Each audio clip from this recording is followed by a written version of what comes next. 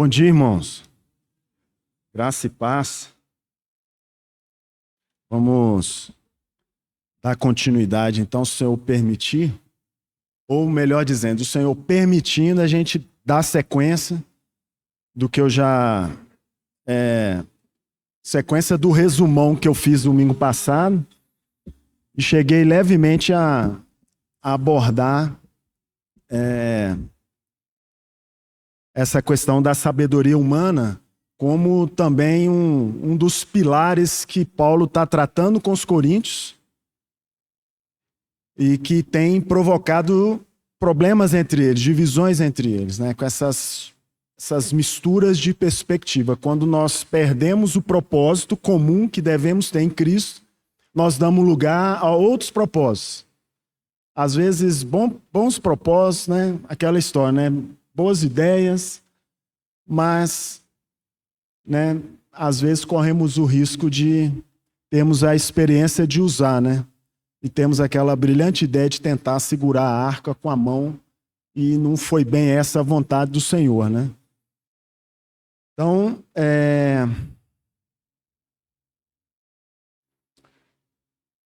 eu mencionei para os irmãos que nesse primeiro trecho da carta de Paulo aos Coríntios, eu queria que os irmãos não perdessem essa perspectiva. Nós estamos estudando essa primeira parte, estudando comigo, né? Essa primeira parte da carta de Paulo aos Coríntios, ali no versículo 10, no primeiro capítulo, do 10 ao 13, Paulo começa a falar com eles sobre o problema das divisões que estão ocorrendo entre eles. Então, Paulo começa a tratar desse assunto. Então, primeira coisa que, na minha abordagem, né, Paulo tratou entre eles foi a questão da cruz de Cristo como sabedoria de Deus. Então, Paulo fez um convite para todos os coríntios: olha, vamos nos nivelar pela cruz de Cristo, para nós evitarmos esses problemas que estão ocorrendo entre vocês. E aí Paulo, então, continua a sua discussão e ele vai falar mais claramente a respeito do problema da sabedoria humana, né? E eu lembro de ter falado com os irmãos que o problema da sabedoria humana não é a sabedoria humana em si. Porque muito da sabedoria humana em si também é de Deus, é criação de Deus, né? A questão é o amor à sabedoria, né? A filosofia, nesse sentido clássico, vamos dizer assim. Porque nós temos essa tendência de nós nos curvarmos diante daquilo que a gente ama, diante daquilo que a gente adora. E, de fato, nós precisamos nos curvar sim, mas nós só temos um diante do qual nós deveríamos nos curvar. E o problema da sabedoria humana é quando ela começa a trazer luz sobre a sabedoria de Deus, como se isso fosse bom, né? E isso é uma tragédia para a vida da gente, é uma tragédia. Eu lembro uma amiga antiga, eu não sei se eu mencionei isso para os irmãos, se eu já tiver mencionado, os irmãos me perdoem. Eu reclamava muito da minha mãe, né, quando ela repetia muitas coisas, e agora eu estou pagando o preço, estou ficando velho também e começo a repetir as coisas. Mas essa amiga, ela estava com alguns problemas e tal, e aí ela procurou a ajuda de um psicólogo, né? E aí, estranhamente, ao invés daquilo ser talvez complementar as questões, né? Porque muitas coisas estão relacionadas mesmo ao nosso organismo, né? Uma vez ela me diz assim, falou: não, eu estou gostando muito da psicologia porque tem trazido muita luz para eu entender a palavra de Deus. Aí aquilo para mim me assustou. Eu falei: como assim? Como assim você vai buscar a sabedoria humana numa posição superior à sabedoria que nós encontramos na palavra de Deus, e não o contrário, né? Como eu falei para os irmãos, é muito saudável se nós submetermos à sabedoria de Deus todo o resto. E aí Cristo trará luz sobre todas as outras coisas.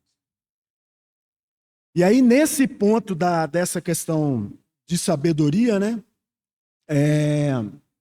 Eu comentei com os irmãos que eu, ouvindo um outro irmão, ele conseguiu resumir a maneira como ele via a situação do estado do mundo hoje, né, em 3 pontos. E um deles seria o mundo, um mundo com um pluralismo como cosmovisão. No segundo momento, um negacionismo da realidade. E num terceiro momento, um desenraizamento da nossa história, né? Então aí nós podemos abrir a nossa Bíblia ali em Daniel, nós vamos ler novamente. Eu quero ambientar essa questão do pluralismo como que um exemplo, e no caso de Daniel foi um exemplo muito positivo. Daniel precisa ser uma referência para nós de comportamento no mundo pluralista, um mundo plural. Então aqui no primeiro capítulo de Daniel, vai dizer assim, primeiro versículo: no ano 3º do reinado de Joaquim, rei de Judá, veio Nabucodonosor, rei da Babilônia, a Jerusalém, e a sitiou. O Senhor lhe entregou nas mãos a Joaquim, rei de Judá, e alguns dos utensílios da casa de Deus. A estes levou-os para a terra de Siná, para a casa do seu Deus, e os pôs na casa do tesouro do seu Deus. Disse o rei a Aspenaz, chefe dos seus eunucos, que trouxesse alguns dos filhos de Israel, tanto da linhagem real como dos nobres, jovens sem nenhum defeito, de boa aparência, instruídos em toda a sabedoria, doutos em ciência, versados no conhecimento, e que fossem competentes para assistirem no palácio do rei e lhes ensinassem a cultura e a língua dos caldeus.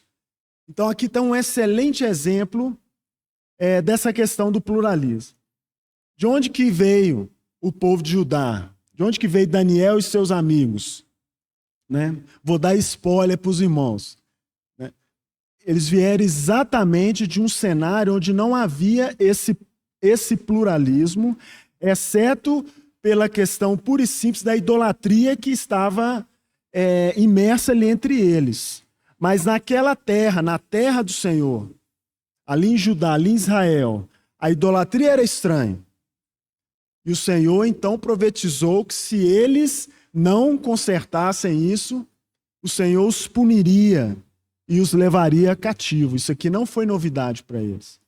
Então, Deus, Ele mesmo, Ele entrega esse povo nas mãos de Nabucodonosor. Então, é o Senhor Deus que pôs eles lá. Certo? O Senhor Deus pôs eles lá para eles aprenderem. E esse ambiente que agora eles entram é um ambiente diferente de onde eles saíram. Se o normal lá entre o povo de Israel era um único Deus, era a lei do Senhor, e todo o resto era simplesmente idolatria, era para ser condenado conforme a lei prescrevia. Eram dignos de morte aqueles que se envolviam com isso. Assim era na terra do Senhor. Agora, lá na Babilônia, não. O Senhor coloca eles agora num cenário completamente diferente, em que agora o Senhor Deus, o Deus de Israel, o Deus de Abraão, de Isaac e Jacó, ele agora é como se ele fosse um único Deus.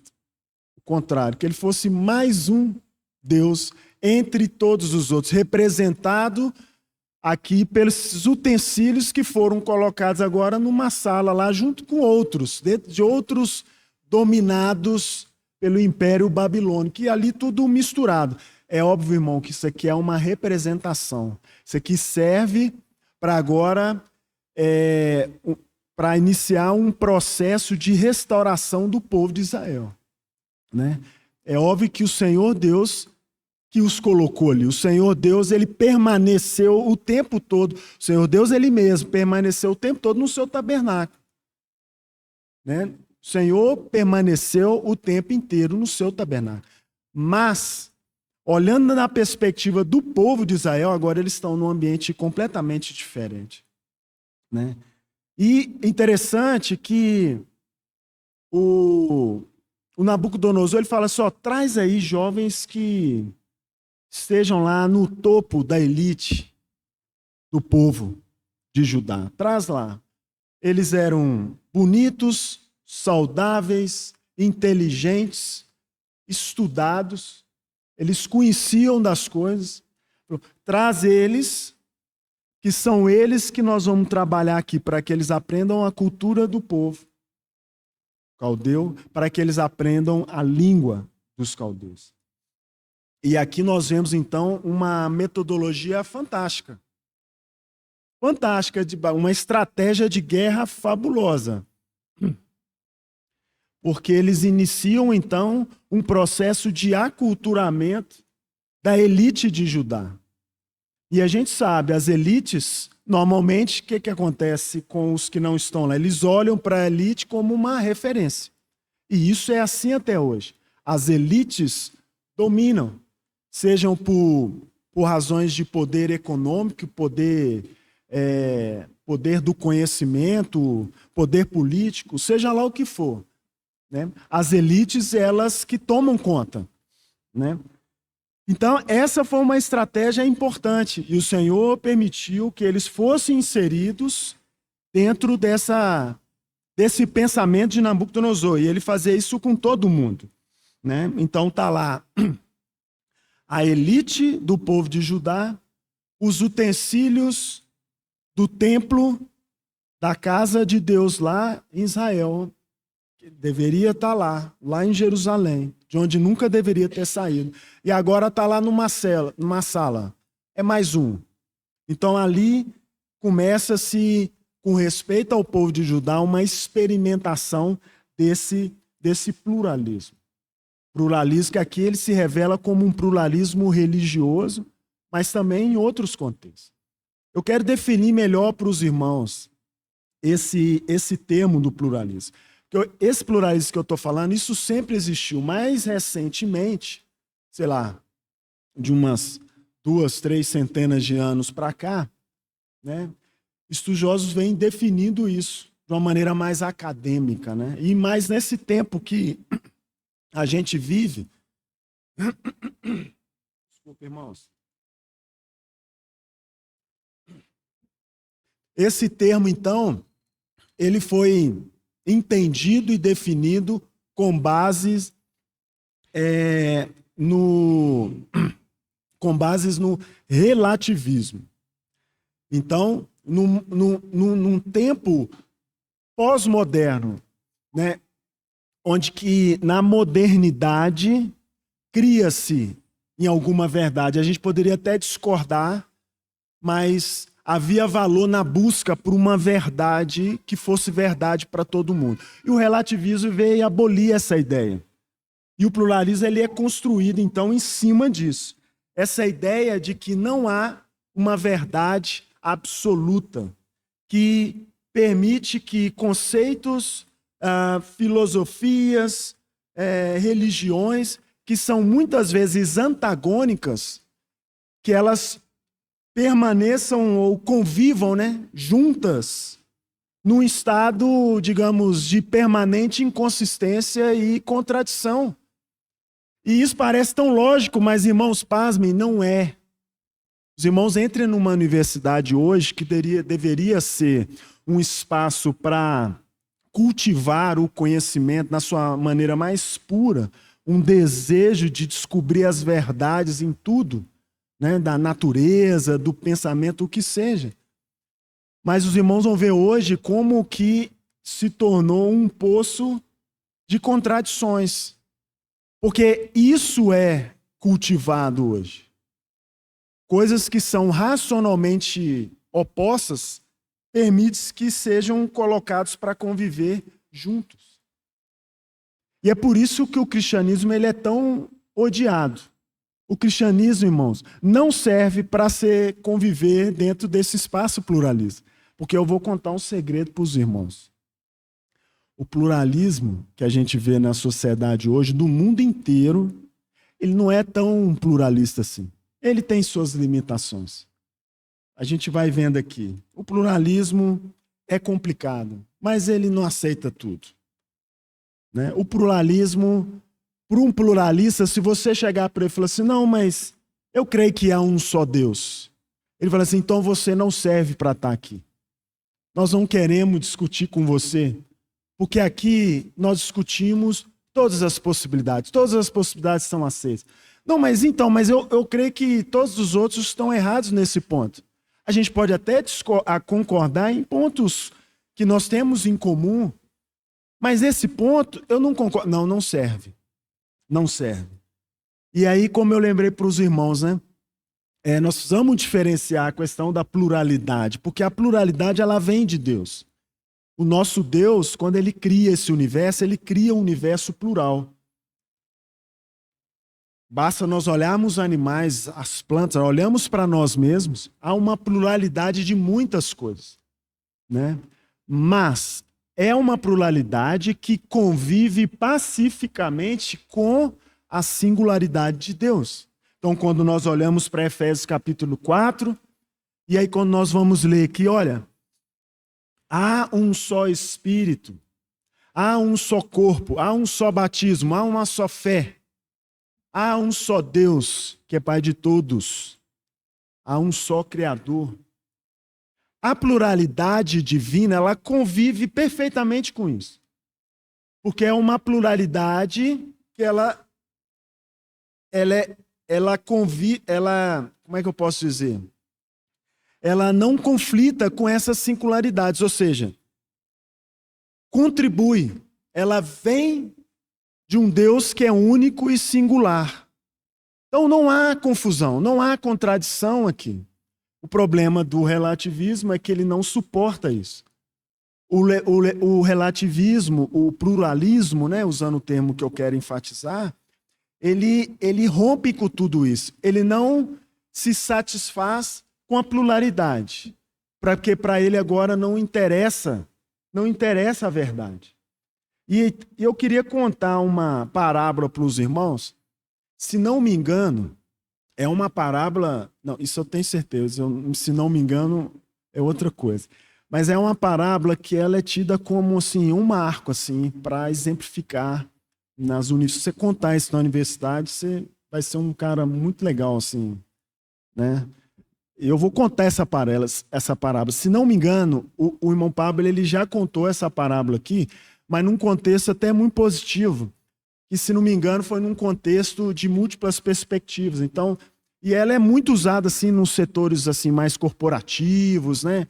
E nos setores assim quando de mediação de problemas, que é aquela ideia de que às vezes a gente tem uma perspectiva que ela é parte do todo. E se a gente não conhece as outras perspectivas, a gente corre o risco de estar enviesado, né? Até aí tudo bem. Mas é aquela parábola do elefante. E é uma parábola cuja origem dela ela vem de escritos budistas, de escritos hinduístas, porque ela é a parábola usada para exemplificar o pluralismo. Então alguém chega e diz, olha, no mundo há muitas crenças, mas eu vou explicar para vocês que, na verdade, é tudo a mesma coisa. Mas como assim? Olha, imagina você tem ali um grande elefante, e aí você tem várias pessoas, ou algumas pessoas que se aproximam, mas as pessoas são cegas. Elas não estão enxergando o elefante. Então uma se aproxima e pega na tromba do elefante. E ele fala, essa tromba aqui, isso aqui é uma cobra.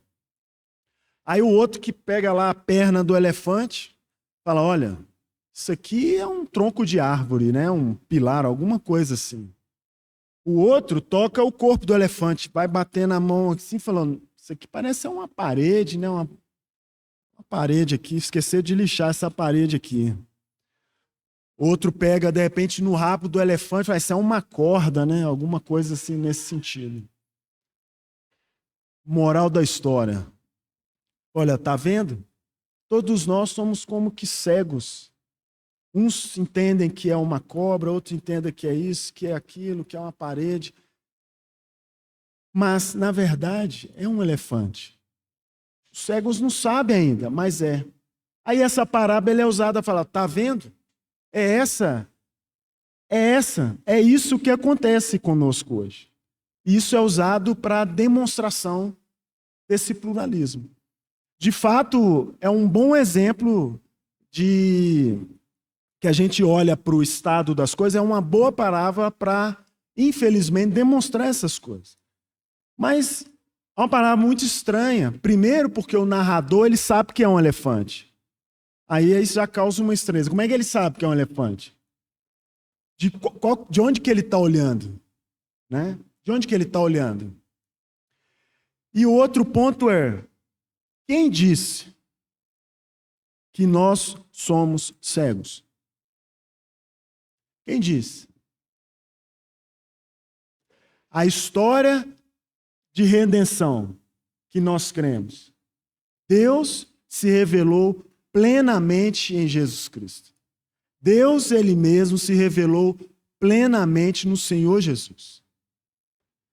Então nós entendemos sim o todo.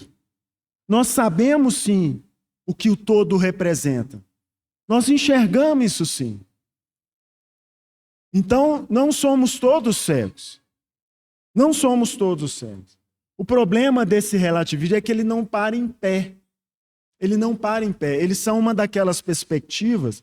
É como se eu dissesse, olha, não existem regras. E aí alguém levanta a mão e fala, mas isso vale para o que você está dizendo?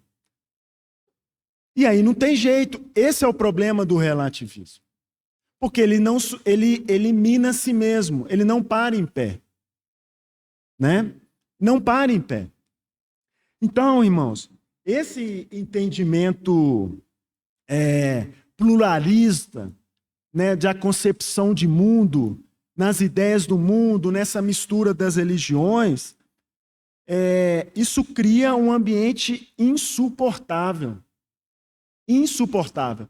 Qualquer um que para com inteligência e com sinceridade, ele vai olhar para isso e falar, isso tem um problema.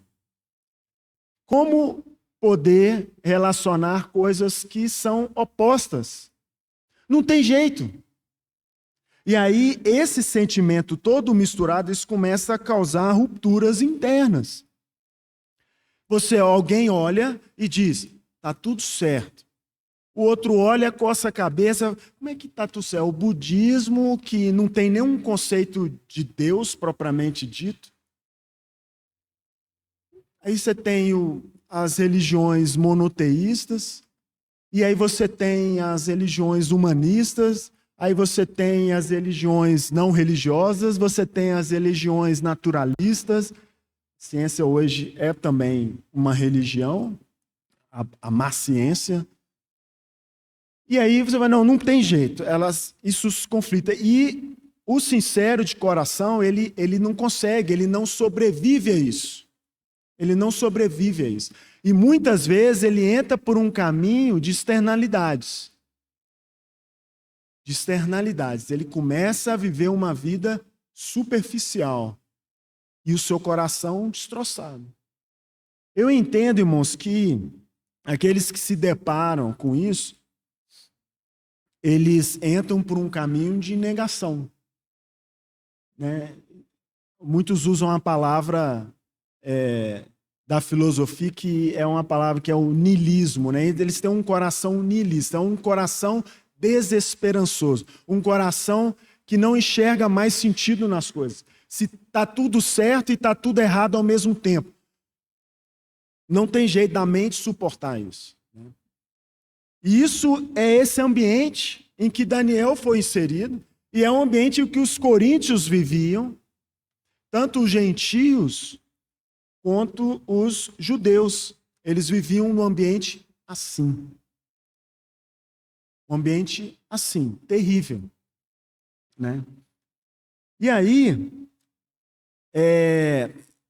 dentro desse impacto de realidade terrível, nós precisamos fazer escolhas, né, irmãos? Porque Daniel e seus amigos, eles fizeram excelentes escolhas. Porque diante disso tudo, eles permaneceram firmes. Mas qual que era o risco? o risco que muitos outros correram, porque no final das contas nem todos voltaram. Nós conhecemos a história, nem todos retornaram. Porque esse ambiente pluralista, ele começa a falar coisas estranhas no nosso coração e a gente começa a negar a realidade. Quando a gente volta aqui no texto de Daniel, aqui no versículo 5, vai dizer assim, olha, o convite do rei é para que ele tivesse uma ração diária lá das finas iguarias do rei. Não é pouca coisa, né? Eles foram levados cativos, mas eles não estavam lá acorrentados, tinha lá uma espécie de um capataz dando chicotada neles, carregando pedra. Não era assim, não. O rei falando assim, não, eu quero que eles comam do que eu como. Eu quero que eles bebam do que eu bebo. Do mesmo vinho que eu tomo, eu quero que eles bebam. Isso está lá no versículo 5. Eu quero que eles fiquem bem. Essa era a expectativa de Nabucodonosor, para eles assistirem, ou seja, Nabucodonosor queria que eles trabalhassem ali na corte. E aí lá no versículo 8 vai dizer, resolveu Daniel firmemente não contaminar-se, nem com as iguarias, nem com o vinho. E aí ele pediu para o chefe dos eunucos, olha, vamos fazer um trato aqui, deixa a gente comer conforme nós sabemos, conforme a nossa lei prescreve. Deixa a gente comer desse jeito. No versículo 15 vai dizer, olha, no final dos 10 dias que eles combinaram, a aparência deles era melhor. Estavam eles mais robustos do que os jovens que comiam das finas iguarias do rei. O Senhor honrando Daniel e os seus amigos. Aqui no versículo 17, olha, a esses 4 jovens, Deus deu a ele conhecimento e inteligência em toda cultura e sabedoria. Parece uma ironia, mas não é. Porque aqui era o Senhor jogando luz sobre toda a sabedoria e cultura que havia ali. Quem iria brilhar ali era Daniel e seus amigos, conforme o Senhor os conduzia, e não o contrário.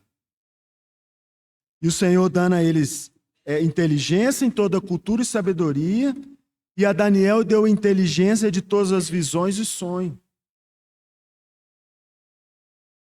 Irmãos, o desafio para nós é que quando nós acordamos, estamos num ambiente privilegiado. Não, mas peraí, comida boa, vinho bom, eu tenho bolsa na faculdade, meu salário é excelente, meus vizinhos gostam de mim, eu tenho muitos amigos, e aí nós começamos a listar várias coisas que nós ganhamos e que nos agrada, mas que pede de nós algo que nós não deveríamos negociar, que é a nossa firmeza e a nossa integridade diante do Senhor. E Daniel não fez isso. E esse é que é o problema, porque a gente começa a olhar e falar assim, olha, sabe que aqui na Babilônia não é tão ruim assim? De repente eu estou comendo melhor de lá de onde eu vim. O vinho lá que eu tomava, esse vinho aqui eu não dava conta de comprar, não. Esse vinho aqui é bom demais. Já que eu não estava lá naquele casamento, lá naquelas bolsas para tomar daquele vinho que o Senhor converteu da água, né? Falou, eu não... Tá melhor aqui. E aí nós começamos a entrar nesse caminho perigosíssimo, irmãos. Que a gente começa a negar a realidade. Olha, não é tão ruim. É um caminho meio do nada a ver, e a gente começa a relativizar as coisas. O mundo, ele é um mundo relativista. É um mundo onde tudo é possível, onde coisas que não fazem sentido quando comparada com a outra, mas pode. E é um mundo que nos oferece algumas regalias e a gente começa a tentar justificar. Então a gente começa a entrar pelos caminhos do nada a ver. É óbvio, irmão, que muitas coisas nada a ver mesmo, né? Mas, eu não sei os irmãos, mas o tanto que a gente ouve isso, né? Você vai conversar com um jovem que está entrando por um caminho que é estranho à palavra de Deus, nada a ver. Olha, cuidado com a sua roupa, com a sua linguagem, cuidado com o seu comportamento, nada a ver. Eu ouvi um irmão muitos anos atrás, eu já falei isso aqui, mas vou repetir, irmãos. O irmão morreu, foi para o céu, e aí chega lá, tá na entrada do céu lá, e aí o inferno era do outro lado lá, né? Tinha uma vila grande lá, falou, irmão, mas é que a fila grande lá, fala que a fila lá é dos nada a ver. A fila dos nada a ver, nada a ver, nada a ver, nada a ver, e o coração se fecha para o Senhor. Em momentos que nós temos que decidir a quem nós desejamos servir. E o que Daniel fez num momento crucial. E toda a caminhada de Daniel, ele foi movido no poder de Deus, até para servir diante de Deus da Babilônia, do imperador babilônico, que foi Nabucodonosor. E ele o fez no poder de Deus, o fez em terra estranha. Né? Sabe o que é o perigo, irmãos? Da gente começar a gostar do cativeiro. Esse é que é o perigo. E por acaso nós somos cativos hoje, irmãos? Nós estamos nesse mundo aqui, nós vamos escolher. Nós queremos ser escravos ou peregrinos? Nós vamos escolher isso.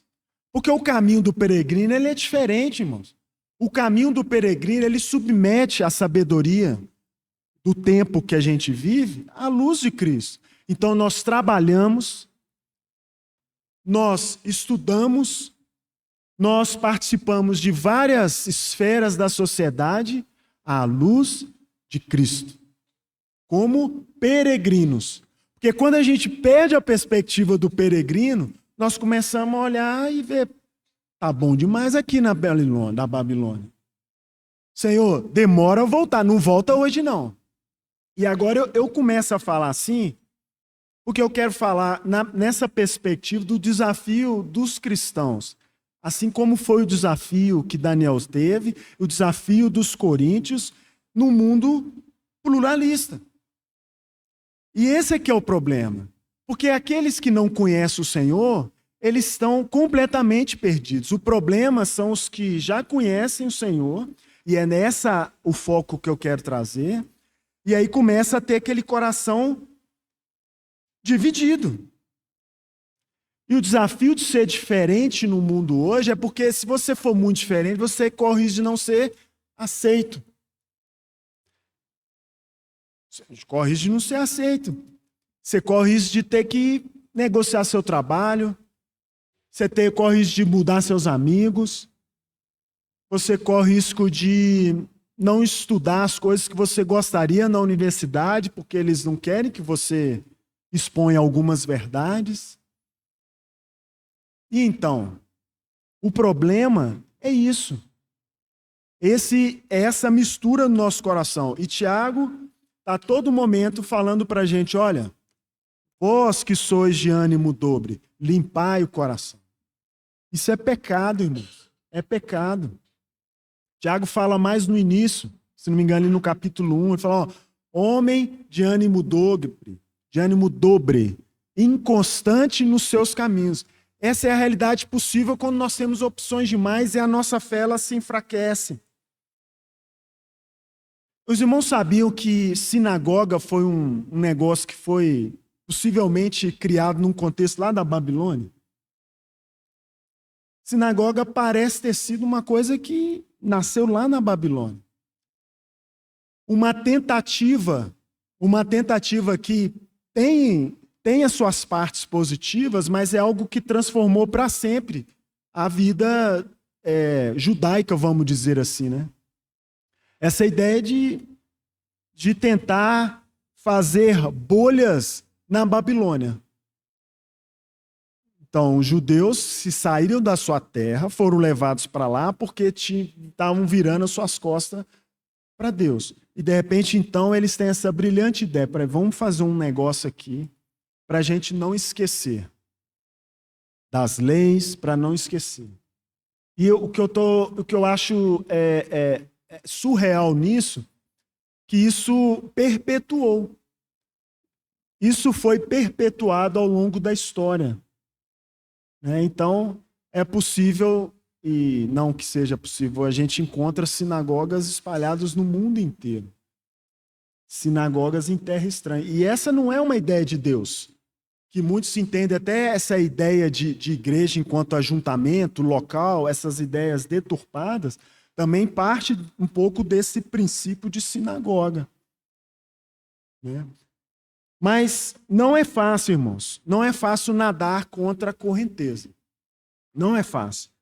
E nesse processo de negação da realidade, uma outra coisa começa a acontecer então, que é o desenraizamento. O desenraizamento das origens. Porque era esse o propósito de Nabucodonosor. Peraí, traz essa turma aí com os conhecimentos que eles têm, põe eles para aprender a língua, põe eles para aprender a nossa cultura, e eles vão trabalhar aqui, para nós, junto com os outros. Vamos fazer aqui uma mistura aqui, de um monte de coisa. E aí a ideia é que haja um rompimento das origens. Quando a gente olha, irmãos, ali em João capítulo 15, é daquelas obviedades que nós precisamos lembrar, irmãos. Ali no capítulo 15 de João, versículos 1 a 8, ali o evangelista vai mostrar Cristo como uma videira verdadeira e nós como os ramos. Os ramos. E aquele texto lá, ele vai dizer muito claramente: permaneçam em mim. Permaneçam em mim e frutificam. O que acontece se eu não frutifico? Então, eu não presto. Posso ser arrancado fora. Permaneçam em mim.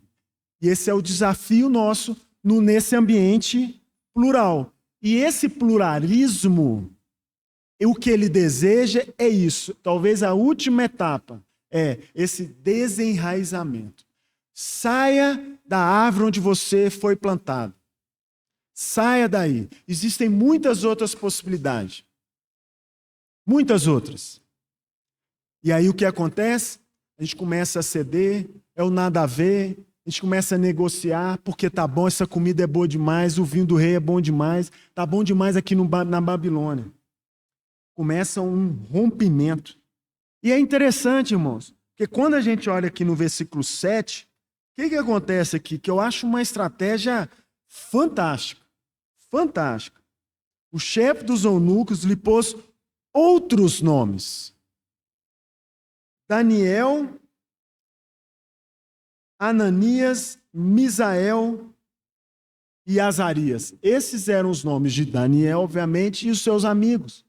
E eles falam assim: olha, primeira coisa que nós vamos fazer, vamos trocar esses nomes? E isso, irmão, para a gente hoje, a gente não entende bem esse negócio de nome. A gente, às vezes, põe nome porque a gente acha bonito. Nome é um pouco de modismo, né? Então, pode olhar, Marcelo é da minha idade, da idade do irmão Marcelo ali. É difícil, é raro você ver Marcelo pequeno. Né? Marcelo tem que ser da época lá do Mastroianni, lá do ator. E é disso, é lá daqueles anos 70, lá bem do início dos anos 70. Né? Eu, geração Z, nasci em 71. Né? Não, sou geração X. E a gente não entende bem esse negócio de nome. Agora, na cultura judaica, que não é uma cultura humana, na cultura que o Senhor os ensinou e os conduziu, o nome tem um significado que é fundamental. O nome tem história. O nome das pessoas conta a história dela. E aí eles falam assim: não, vamos trocar esses nomes. E aí é um processo de desarreamento quase que forçado, né? Quase que forçado. Nome ligado à nossa história, às nossas raízes. E Deus faz isso também. Pensa bem, estava lá Ana, mulher de Eucana, orando, clamando ao Senhor para que ela tivesse um filho. E o Senhor atendeu. E ela teve um filho, que mudou ou que se inseriu na nossa história de redenção. Né? Samuel. O que significa Samuel? Do Senhor o pedi. Ela não escolheu Samuel porque ela achou bonito. Um nome, que legal, né? Não, o nome Samuel deixa muito claro o contexto histórico que Samuel nasceu. E ele foi concedido pelo Senhor, ele foi usado pelo Senhor de uma maneira fabulosa, importantíssima na história de Israel e, consequentemente, para a nossa história. Deus também muda os nossos nomes para mudar a nossa história. Quando o Senhor chama Abrão, ele muda o nome de Abrão para Abraão. Quando o Senhor chama Saulo, ele muda o nome de Saulo para Paulo. Porque Deus mudou a história desses homens. Isso é verdade para a nossa história também. Um dia nós vamos conhecer e saber, Senhor, que nome que nós vamos ser conhecidos pela eternidade. Certamente não é Marcelo, né? Certamente não vai ser Sandra, não vai ser, né? Priscila, nem pensar. Não vai ser. Vai ser outro nome. E a gente não tem essa noção. Mas a nossa história não começou ontem. Jovens, pensem nisso. Sua história não começou no dia que você nasceu. Quando a gente é jovem, a gente tem mania de pensar isso, né? O mundo começou hoje, nasci. Não. Nossa história não começa aí. Há uma história de redenção sendo contada desde o início. Desde Adão e Eva. Desde a fundação do mundo. Mas, irmãos, olha só. O nome de Daniel significa Deus é meu juiz. Eu não quero ser aqui tão preciso assim, não. Mas é para dar uma ideia. Deus é o meu juiz. Beltesazar, também não quero ser preciso, não, porque há incerteza com relação ao significado específico. Mas para a gente ter uma ideia. Beltesazar, Bel proteja sua vida. Que Bel era um título de um deus Marduk, que era uma das divindades babilônicas. Cadê a Bel? Bel está aqui? Saiu. Não tem nada a ver com o nome Isabel, não tem nada a ver. Isabel, a raiz Isabel vem de uma raiz do hebraico, né? Vem do hebraico, então não tem nada a ver com isso aqui. Mas aí, Deus é meu juiz para Deus proteja a sua vida. Ananias, o que significa Ananias? O Senhor é gracioso. Sadraque, o que significa?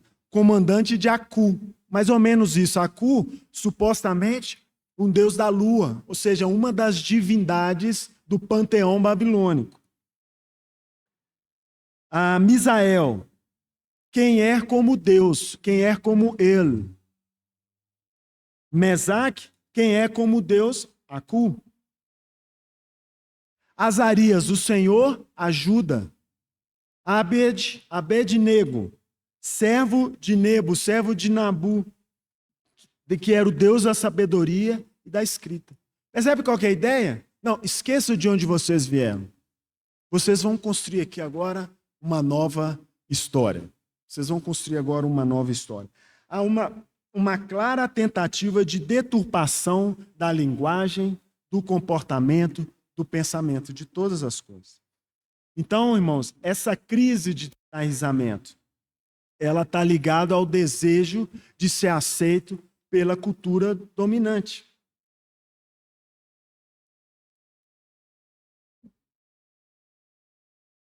Muito cuidado, irmãos, com a versão, que eu diria, pós-moderna do filho pródigo. Nós conhecemos essa história. Muito cuidado com isso.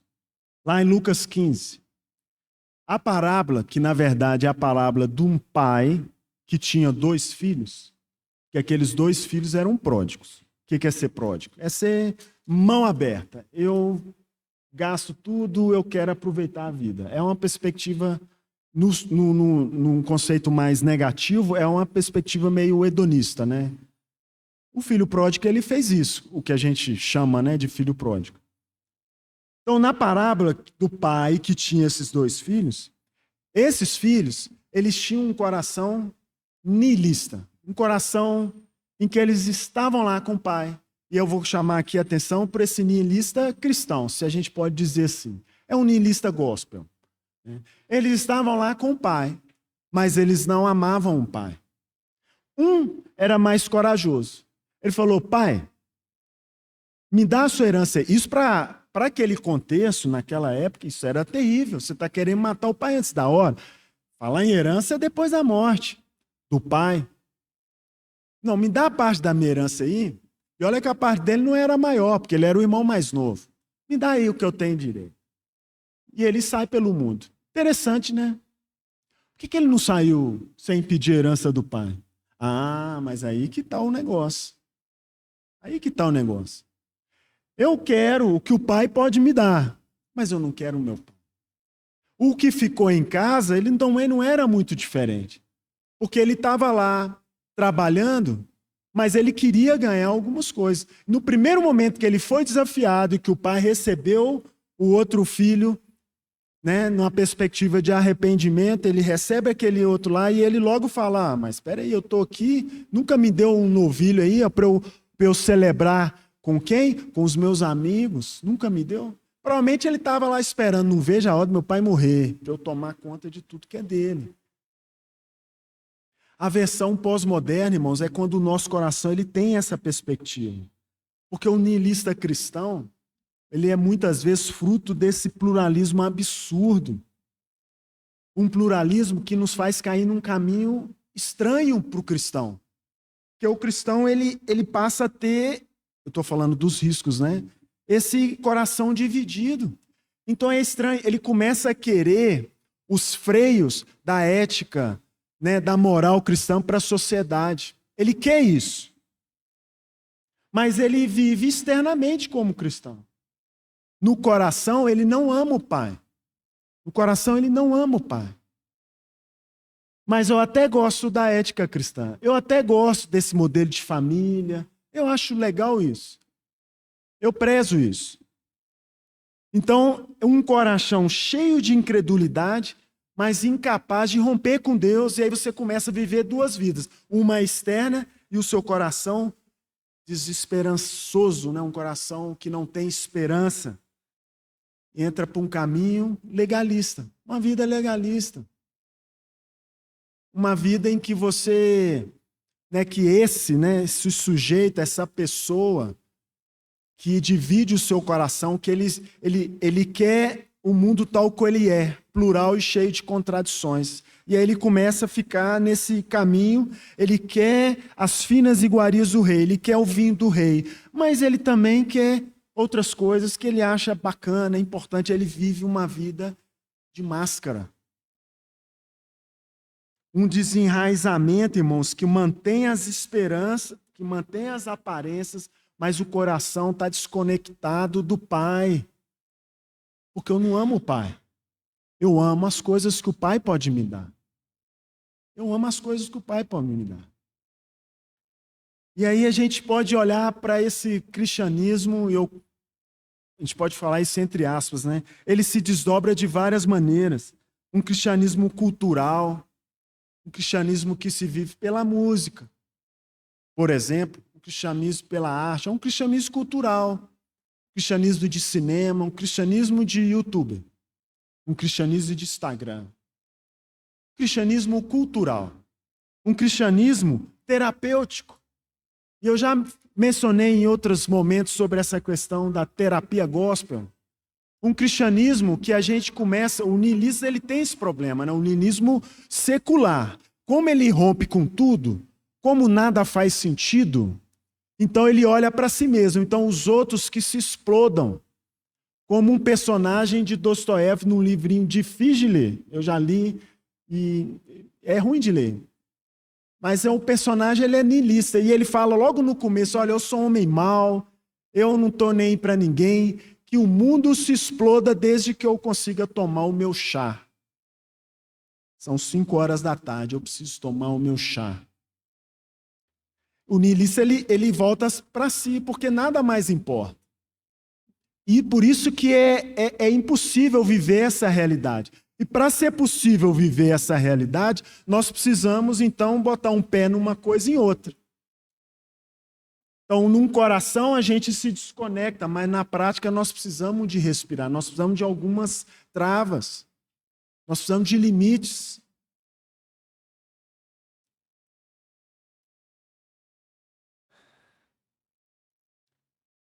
Esse cristianismo terapêutico é o cristianismo daquele cristão que busca aquilo que o Pai pode dar no sentido da sua mente, do seu coração.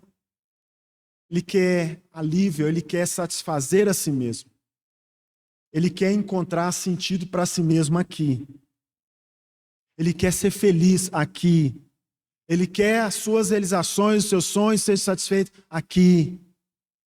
Ele não quer viver uma vida de igreja onde ele vai ter que pensar, que ele vai ter que enfrentar desafios, que ele vai ter que chorar, que ele vai ser desafiado, alguém vai dizer, olha o que você está fazendo está errado. Não, ele não quer isso. Eu quero uma vida independente. Dane-se o resto. Eu quero ser feliz. Só se vive uma vez, não é isso? Não é um mantra? Só se vive uma vez. Cristianismo terapêutico, irmãos. Terapêutico. Buscamos uma terapia gospel. Quando eu falo gospel, eu falo no sentido pejorativo. Qual que é o outro cristianismo que a gente pode ter? Existem vários. Existe o cristianismo político, muito comum no tempo que a gente vê hoje, no mundo inteiro, um cristianismo político. Um cristianismo que muitos caem nessa armadilha, né? Uma expressão de cristianismo, mas uma expressão política. Uma expressão que se encaixa em ideologias. Não quer dizer, irmãos, que nós não temos que jogar a luz de Cristo em todas as coisas. Nós somos chamados para participar como agentes políticos também. Então, nós precisamos ser responsáveis. Nós precisamos fazer nossas escolhas à luz de Cristo. O que eu estou dizendo é, nós esquecemos de Cristo e achar que agora o que salva são as nossas possibilidades políticas.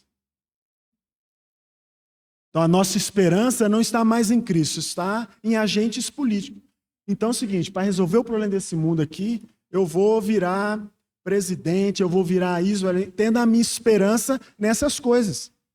Ao invés de nós fazermos como Daniel e seus amigos fizeram, que trabalharam diante de Nabucodonosor com um coração perfeitamente conectado em Cristo. Se o Senhor abrir um caminho, te abençoar e for possível para você permanecer de pé, faça e testemunhe de Cristo aonde está. Mas se for para abrir mão de Cristo para poder realizar essas coisas, esse aí não é um caminho que nós somos chamados. Um cristianismo político. Existe até uma outra perspectiva, mas eu não quero falar nela, eu vou falar na outra sessão, que é o que eu escutei essa semana e eu achei muito bacana essa expressão, que é o novo paganismo, que também dá para a gente falar um paganismo gospel, mas eu vou falar nisso depois. É um paganismo gospel. Né? Mas, irmãos, esse desenraizamento é terrível. Paulo estava chamando a atenção dos coríntios. Lá no Salmo 14, irmãos, no versículo 1, o que nós lemos lá? Diz o insensato com a sua boca, não há Deus. É isso que está escrito lá? Os irmãos estão na dúvida aí. Vamos ver se está conhecido. Diz o sensato, aonde é? No seu coração. E aí que está, irmãos. Diz o insensato, no seu coração, não há Deus. É um coração niilista, um coração que tem nenhuma esperança. E o insensato cristão, ele cai nessa armadilha e começa a viver essa vida desenraizada do Pai, mas completamente preso àquelas questões aparentes, uma vida legalista. E Paulo vai estar dizendo lá aos Coríntios, no capítulo 2, versículo 5, olha, para que a vossa fé não se apoiasse em sabedoria humana, e sim no poder de Deus. E sim no poder de Deus.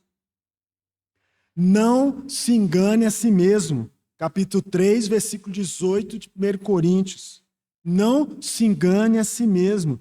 Se alguém dentre vós, e aqui Paulo está sendo muito irônico, Paulo está falando de sabedoria, enquanto muitos lá estão definindo baseado na sua própria sabedoria. Eu sou de Paulo, eu sou de Cefa, eu sou de fulano, eu sou de ciclano, eu sou de Cristo, que eu não tenho parte com vocês. E aí Paulo falando assim, olha, ninguém se engane. Se há alguém dentre vós, se alguém dentre vós se tem por sábio neste século, e aqui Paulo está fazendo uma referência à sabedoria secular, faça-se estudo para se tornar sábio. E o que é ser estudo? Tolo, ser insensato, ignorante, Paulo está falando, olha, se você acha que você é sábio, mas essa sabedoria secular, faça-se de tolo. Eu vou usar uma outra palavrinha aqui, mas vou poupar os irmãos. Façam-se de insensatos para se tornarem sábios. Invertam. A nossa fé, ela precisa se basear nessas verdades que Paulo está falando, pura e simples. Paulo vai falar com eles de Cristo e Cristo crucificado como poder de Deus. Paulo está falando com eles sobre a cruz de Cristo como poder de Deus. E essas coisas precisam ser a base de todo o resto. Não misturem as coisas. Não misturem. Se a sabedoria humana, se a sabedoria pragmática, a sabedoria que nós fazemos uso dela todos os dias. Nós vamos nos médicos, nós construímos casas, nós derrubamos casas, nós pegamos nosso carro, nós dirigimos, nós pegamos ônibus, nós voamos em aviões, nós fazemos muita coisa. Isso tudo só faz sentido se tiver sobre tudo isso a luz de Cristo, de maneira que o nosso propósito continue sendo peregrinar neste mundo. Que em nenhum momento nosso coração fica ali, balançando para um lado e para o outro. Estou gostando disso aqui. Não foi esse o coração de Daniel e seus amigos. Aí o filho daquele pai, da parábola, eles tinham um coração dividido. Eu nem sei se aquele filho, que é o filho mais velho, se ele se arrependeu, porque o pai fala com ele, a gente não tem registro da sua resposta. Alguns vão dizer até que o filho mais novo, talvez ele nem tinha se arrependido quando ele teve a ideia, de ir para lá, para voltar para a casa do pai, que ele falou, olha, quer saber, eu estou passando uma pena nada aqui, meu pai cuida tão bem dos empregados dele, que eu vou lá e falo, pai, me trata como um dos seus empregados, aí já que para ser filho eu não consigo mais, E ele é surpreendido pelo amor daquele pai e fala, não, mata aí o cordeiro aí, o meu filho que estava morto, ele reviveu. Graças a Deus que da parte dele há graça e graça abundante, irmãos. Porque há solução para o nosso coração dividido. Há solução. Nós não precisamos percorrer caminhos desesperançosos. O Senhor não resiste um coração arrependido, porque Ele já disponibilizou graça. E é isso. Olha aqui, eu acho muito bonita essa figura. Lembra que quando o Senhor manda o povo cativo lá, nós acabamos de ler, que os utensílios da casa foram levados lá para aquela sala para ficar lá junto com os utensílios de outros deuses. Mas quando a gente lê lá o que está escrito em Esdra, 70 anos depois, quando o Senhor então desperta Ciro, falou, olha, está na hora de voltar. Muitos não voltam. Mas eu acho interessante que o imperador lá, que é Ciro, já é do Império Persa, não mais babilônico, ele fala, olha, pega lá os utensílios da casa do Deus dos judeus, pega lá e entrega para eles, que eles vão voltar. Eles vão voltar. Esses utensílios nunca foram consumidos, Eles não pertenciam àquele espaço. O Senhor sempre esteve no seu tabernáculo. Irmãos, vale a pena, em Cristo Jesus, nós permaneçamos firmes nele, com a fé profunda. É isso. Esses utensílios, na prática, aquilo é uma figura, mas isso sempre esteve presente. Não há para nós nenhum recurso que possa nos sustentar num mundo pluralista, um mundo sem sentido, um mundo que tenta nos confundir, um mundo que tenta nos ganhar na satisfação dos nossos próprios prazeres. Não há. O Senhor chama de volta os seus utensílios e fala, traz isso de volta para mim. Traz isso de volta. O lugar disso aqui é em Jerusalém. E o nosso lugar é em Jerusalém. O nosso lugar é na pessoa de Cristo Jesus. Eu creio, irmãos, que o cenário dos coríntios era exatamente esse. Um cenário plural. Os coríntios, os gentios, estavam sendo desafiados para abrir mão daquela cultura que eles aprenderam, que disseram para eles que seria assim. E Paulo, então, traz uma realidade completamente diferente. Fala, olha, esse Deus que não se vê, esse Deus invisível, é esse Deus que eu estou falando. E aí Paulo traz o evangelho. O desafio para os coríntios, gentios, era abrir mão, né, das iguarias dos reis que eles aprenderam.